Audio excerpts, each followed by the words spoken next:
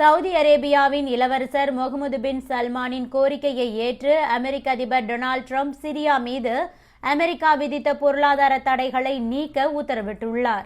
சிரியாவில் பாஷர் அல் ஆசாத் ஆட்சியின் போது அமெரிக்கா கடுமையான பொருளாதார தடைகளை விதித்த நிலையில் அவர் நாட்டை விட்டு ஓடிய போதும் தடைகள் தொடர்ந்த நிலையில் தற்போது விலக்கப்பட்டுள்ளதாக டொனால்ட் ட்ரம்ப் அறிவித்திருக்கிறார்.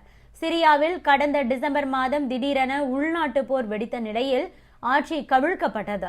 அதிபராக இருந்த பாஷர் அல் ஆசாத் அங்கிருந்து வெளியேறி ரஷ்யாவில் தஞ்சம் புகுந்தார். HTS என்ற அமைப்பினர் அங்கு ஆட்சியை கைப்பற்றிய நிலையில் முகமது அல் ஷரா இடைக்கால அதிபராக பொறுப்பேற்றார். முன்னதாக அங்கு 13 ஆண்டுகளாக உள்நாட்டு போர் நடந்த நிலையில் அமெரிக்கா அந்த நாட்டின் மீது கடுமையான பொருளாதார தடைகளை விதித்தது. ஆட்சி மாற்றம் நிகழ்ந்த பின்னர் பொருளாதார தடைகள் விலக்கிக் கொள்ளப்படவில்லை. இந்த நிலையில் அமெரிக்க அதிபர் டொனால்ட் ட்ரம்ப் சிரியா மீது அமெரிக்கா விதித்த பொருளாதார தடைகளை நீக்க உத்தரவிட்டுள்ளார். சிரியா மீதான தடைகளை நீக்க சவுதி அரேபியாவின் இளவரசர் தொடர்ந்து வலியுறுத்தி வந்த நிலையில் இந்த முடிவு எடுக்கப்பட்டுள்ளது. இதன் மூலம் சிரியா மீண்டும் பொருளாதார வளர்ச்சியை நோக்கி முன்னேறும் என்று எதிர்பார்க்கப்படுகிறது. சவுதியின் ரியாத்தில் நடைபெற்ற முதலீட்டு மாநாட்டில் உரையாற்றிய ட்ரம்ப் சிரியா மீதான பொருளாதார தடைகளை நீக்க உத்தரவிடுகிறேன். சிரியா பின்னடைவை சந்திக்க அவை முக்கிய பங்காற்றின. ஆனால் இப்போது சிரியா முன்னேற வேண்டும் என்பதால் அந்த தடைகளை நீக்க உத்தரவிடுகிறேன். சிரியாவின் இடைக்கால அதிபர் முகமது அல் ஷராவின் நிர்வாகத்திற்கு இது பெரிய உதவியாக இருக்கும். தற்போது சிரியாவிற்கு முன்னேறும் நேரம் வந்துவிட்டது என கூறியிருக்கிறார். சிரியா மீதான தடைகளை நீக்க பல்வேறு வளைகுடா நாடுகள் அமெரிக்காவுக்கு அழுத்தம் கொடுத்த நிலையில் அந்த நாடுகள் தற்போது இதனை வரவேற்றுள்ளன. ட்ரம்பின் அறிவிப்பை சிரியாவில் உள்ள சவுதி அரேபிய தூதரகமும் வரவேற்று டொனால்ட் ட்ரம்புக்கு நன்றி தெரிவித்துள்ளது. தற்போது சிரியா அதிபராக இருக்கும் முகமது அல் ஷரா சிரியா போரின் போது அல் கொய்தா பிரிவின் தலைவராக இருந்தவர். 2016ஆம் ஆண்டு அந்த அமைப்புடன் தொடர்பை துண்டித்த நிலையில் தற்போது சிரியாவின் இடைக்கால அரசின் அதிபராக பொறுப்பேற்றுள்ளார். சிரியா மீதான தடைகள் நீக்கப்பட்டதன் மூலம் அந்த நாட்டின் நிலைமை விரைவில் முன்னேற்றம் காணும் என்றும் சிரியா மீண்டும் அமைதியையும் வளர்ச்சியையும் அடைந்த நாடாக மாறும் என்கிறார்கள்.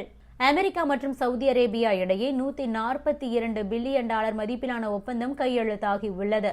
இந்த டீல் மூலம் அமெரிக்க நிறுவனங்களிடமிருந்து சவுதி அரேபியா அதிநவீன உபகரணங்கள் மற்றும் சர்வீஸ் ஆகியவற்றை கொள்முதல் செய்யும் என வெள்ளை மாளிகை தெரிவித்துள்ளது.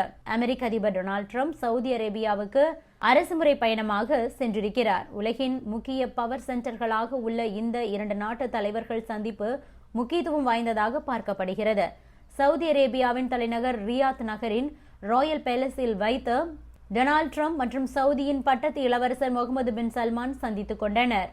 முன்னதாக ட்ரம்புக்கு சவுதியில் பிரம்மாண்ட வரவேற்பு கொடுக்கப்பட்டது. $1 டிரில்லியன் பொருளாதாரம் என்ற இலக்கின் அடிப்படையில் ட்ரம்ப் இந்த பயணத்தை மேற்கொண்டிருக்கிறார். இந்த சந்திப்பில் சவுதி அரேபியா தரப்பில் அமெரிக்காவில் முதலீடு செய்வது தொடர்பான உரையாடல்கள் நடைபெற்றுள்ளன.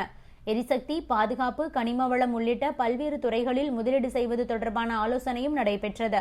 மேலும் பல்வேறு துறைகளில் ஒருங்கிணைந்து செயல்படுவது தொடர்பான ஆலோசனையும் மேற்கொள்ளப்பட்டது. அமெரிக்காவில் $600 பில்லியன் முதலீடு செய்யவும் சவுதி அரேபியா முடிவு செய்துள்ளதாக ஒயிட் ஹவுஸ் தெரிவித்திருக்கிறது. பாதுகாப்பு துறையில் மட்டும் $142 பில்லியன் மதிப்பில் ஒப்பந்தம் போடப்பட்டுள்ளது. இது மிகவும் வரலாற்று சிறப்பு வாய்ந்தது. இந்த 2 நாடுகளுக்கும் இடையே போடப்படும் மிகப்பெரிய ஒப்பந்தம் இதுதான். இந்த ஒப்பந்தம் மூலம் அமெரிக்காவிடமிருந்து சவுதி அரேபியா அதிநவீன போர்க்கப்பல்கள் மற்றும் உபகரணங்களை பெறும். எரிசக்தியில் $5 பில்லியன் முதலீடு, ஏரோஸ்பேஸில் $5 பில்லியன், விளையாட்டுத் துறையில் $4 பில்லியன் முதலீடு செய்யப்பட்டுள்ளது.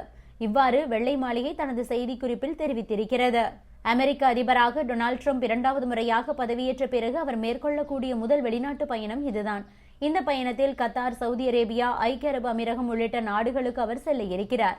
அவருடன் டெஸ்லா நிறுவனர் எலான் மஸ்க் உள்ளிட்ட தொழிலதிபர்களும் இந்த பயணத்தில் ஈடுபட்டிருக்கிறார்கள் என்பதும் குறிப்பிடத்தக்கது.